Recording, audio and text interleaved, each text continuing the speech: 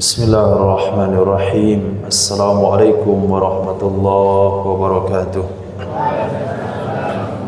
Alhamdulillah wa kafa, wassalatu wassalamu ala sayyidina Mustafa Sayyidina Muhammad ibni Abdullah wa ala alihi wa sahbihi wa mawalah, amma ba'd. Rabbi yassir wa la tu'assir, Rabbi tamim bil khair. Bapak Ibu jamaah tarawih yang dimuliakan Allah Subhanahu wa taala,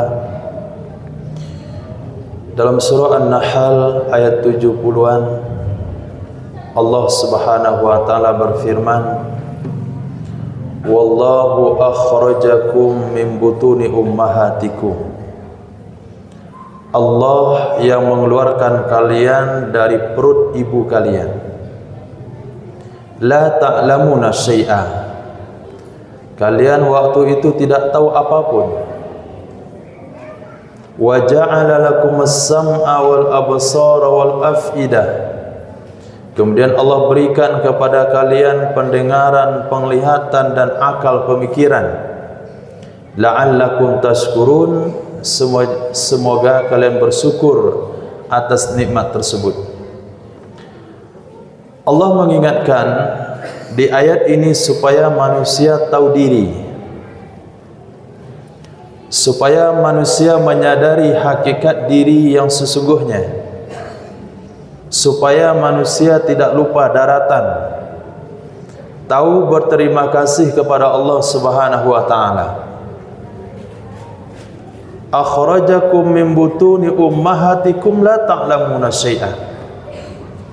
Saat kita dilahirkan di dunia ini, kita tidak tahu apapun,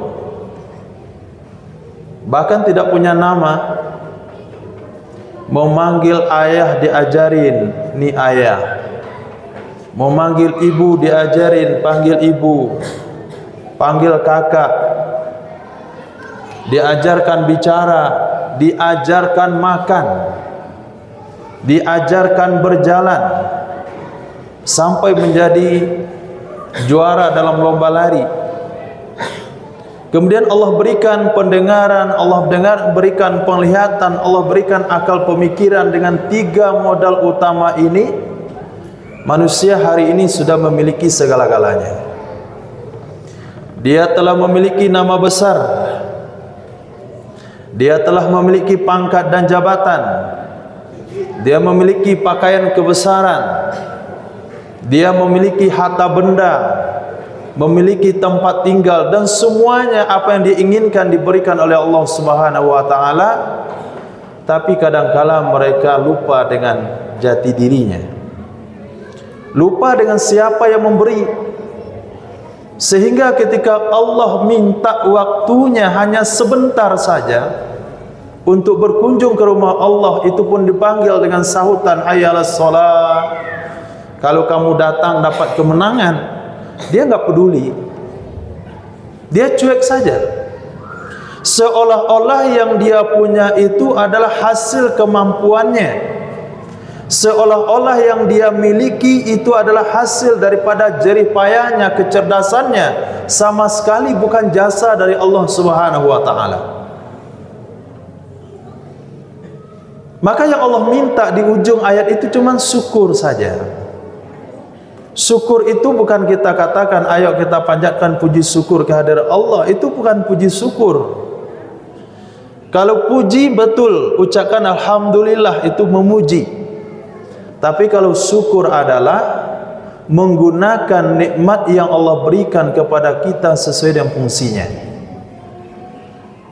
Mata untuk membaca Al-Quran, melihat keagungan Allah. Afala yanzuruna ilal ibili kaifa khuliqat, kenapa kamu tidak perhatikan bagaimana onta diciptakan oleh Allah Subhanahu wa taala? Onta tersebut cukup satu kali minum untuk 1 bulan. Kendaraan secanggih mana yang berjalan, yang berfungsi setiap hari dan waktu dikasih BBM-nya 1 kali saja? Enggak ada. Afala yanzuruna ilas sama'i kaifa rufi'at, bagaimana kamu tidak menggunakan mata yang kamu punya untuk melihat langit? Bagaimana Allah angkat? Bi ghairi amadin tarawunaha, tidak ada tiang yang bisa kalian lihat. Wa ilal ardi kaifa sutihat, kepada bumi bagaimana dihamparkan. Wa ilal jibali kaifa nusibat, kepada gunung-gunung bagaimana ditancapkan. Begitu juga nikmat lidah. Coba bayangkan, kalau sekiranya diberikan stroke lalu lidahnya enggak bisa bicara lagi, cuman bisa mengeluarkan air liur saja, siapa yang bisa menghormati dia kira-kira? Anak buah yang mana yang bisa dimarahi kalau lidahnya enggak bisa bergerak lagi, hanya bisa mengeluarkan air liur? Enggak ada. Maka kita gunakan lidah untuk membaca Al-Quranul Karim, memuji dan menyanjung Allah Subhanahu wa ta'ala. Syukur.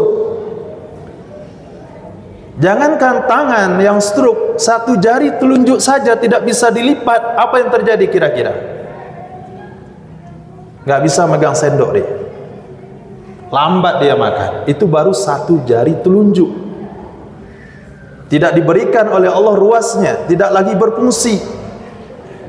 Enggak bisa dia menandatangani kontrak. Bapak Ibu melakukan Allah Subhanahu wa taala, nikmat itu Allah tidak minta dengan bayaran, tapi minta syukur.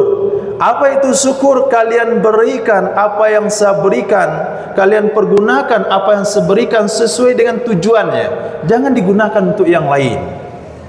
Itulah syukur yang diinginkan oleh Allah Subhanahu wa taala. Bahkan Allah katakan dalam Al-Quran, wa khuliqal insanu dha'ifa, manusia diciptakan oleh Allah dalam keadaan lemah. Siapa yang hari ini bisa menahan supaya kulit yang kemarin kencang itu coba tahan, jangan mengerut, biarkan kencang terus, tampan terus, gadis terus, cantik terus, nggak ada yang mampu. Coba tahan supaya uban tidak keluar daripada kepala kita, selalu hitam. Coba katakan kepada persendian supaya jangan ngilu dan sakit. Coba katakan kepada mata saya bisa memandang terus dan terang. Satu pun makhluk tidak punya kemampuan untuk itu. Dia terima apa yang ditakdirkan oleh Allah. Mulai rambut berubah, putih, memutih sehingga putih semuanya. Mata dari jarak yang bisa melihat gunung yang jauh di sana, sekarang melihat jam di belakang pun sudah mulai kabur. Besok lihat anak di depan pun tidak nampak lagi. Bapak Ibu melihatkan Allah Subhanahu wa taala, itu lemahnya manusia. Nah, ketika manusia yang lemah ini dia berdiri sendiri, dia tidak punya kekuatan apapun.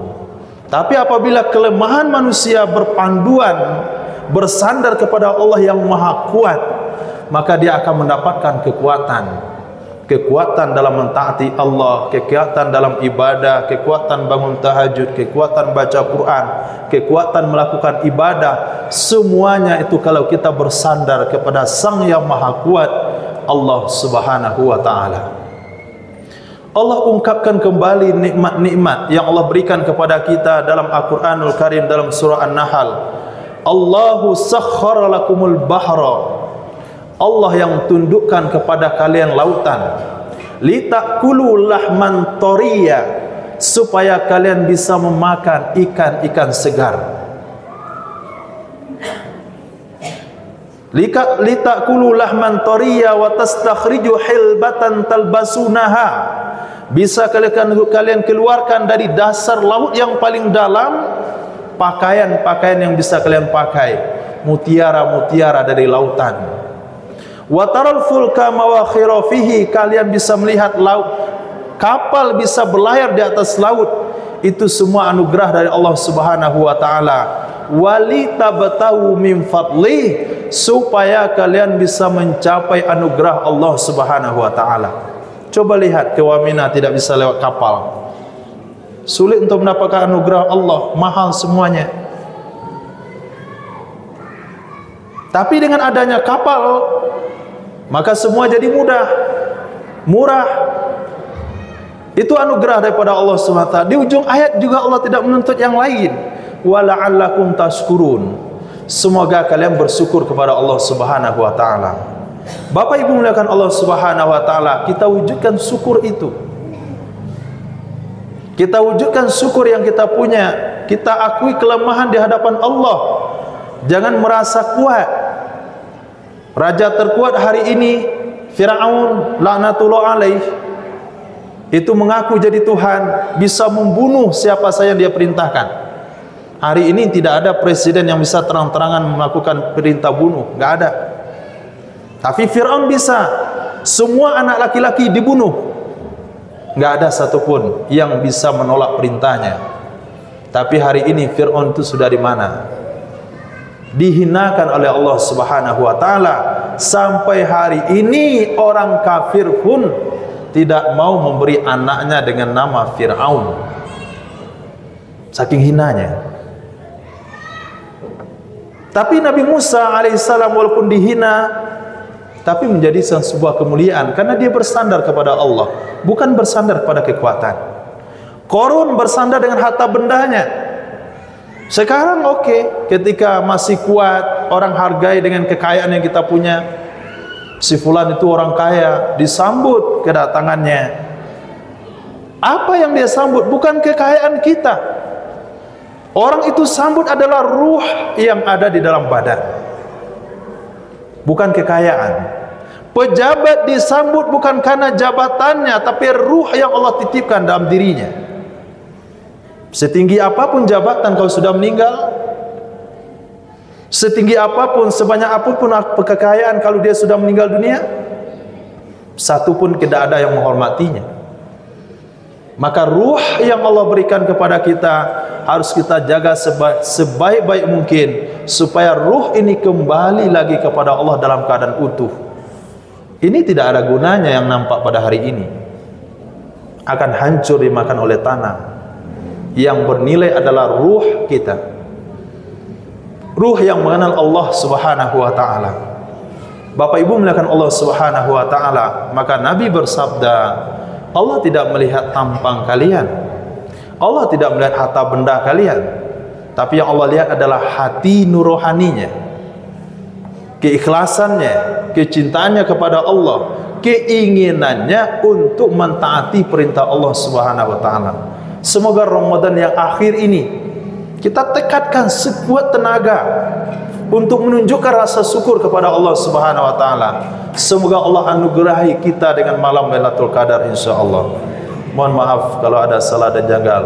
Assalamualaikum warahmatullahi wabarakatuh.